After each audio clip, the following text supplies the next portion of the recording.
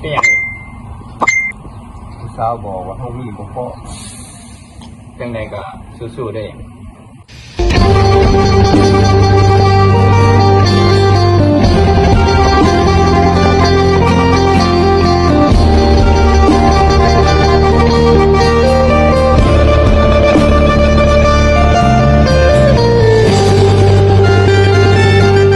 มาบาดนี้กล่าวถึงตอนพระอินทร์เจ้าจำแนกเป็นพรามเข้ามาขอพระนางมัทธีด้วยเมตตาสร้างทานบารมีจึงยกพระนางนี้ให้พรามตามขอว่าดังลั่นสวรรค์สันสถานทิ้งทุกอย่างปล่อยวางให้สิ้นไปเป็นนิทานศาสดาสอนไว้สักบันชาเอาหันนี่สิก็ถึงตอนที่สองเฮาเป็นทรงบ่คือเก่าตั้งแต่มีเขาเข้ามาเจ้าแนมเห็นทักแค่บ่มีค่าเลยถือปาทิ้งไว้สังหัวมันน้ำตาลังเล่นไหลถึงสองแก้มเหลือใจแห้งถูกแย่งเอาเจ้าไปคือสิตายตอนนี้เจ็บปลายเหตุใจบ่ได้เด้อค่อยบ่แม่นเวสดรได้ซาโดที่สิยอมยกพระนามมาที่คำเขาต่อให้เป็นพระอินทร์จำแรงลงมาก็คือเก่าต่อให้ไปมาพรากเจ้าจะตายไปได้ดอกบ่อยากรอศาสนาของเจ้าในชาตินี้อยู่กันอีกพันปีเจ้าอย่าหนีจากกันโอ้โอ้โอ้โอ้โอ้โอ้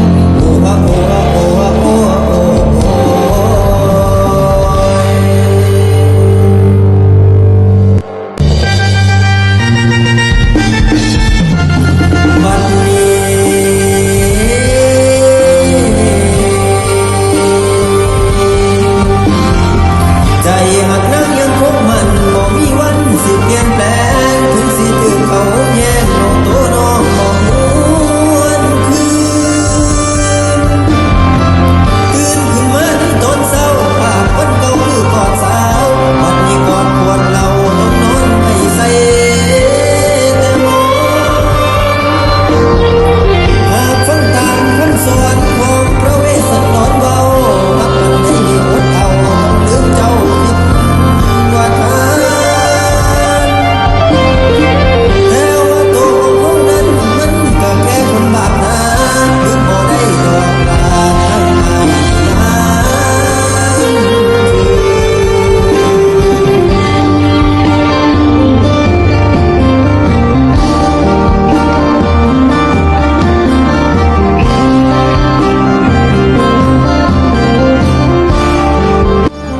เห็นไหมบอกดู ว่ามีแต่เมาเหล้าแต่ละมือไผสิเอามันคนจังซี่มึงดู วานเลยมั้ง ไปเบิ่งดูหั่นน่ะเว้ยมันตายแล้ววะ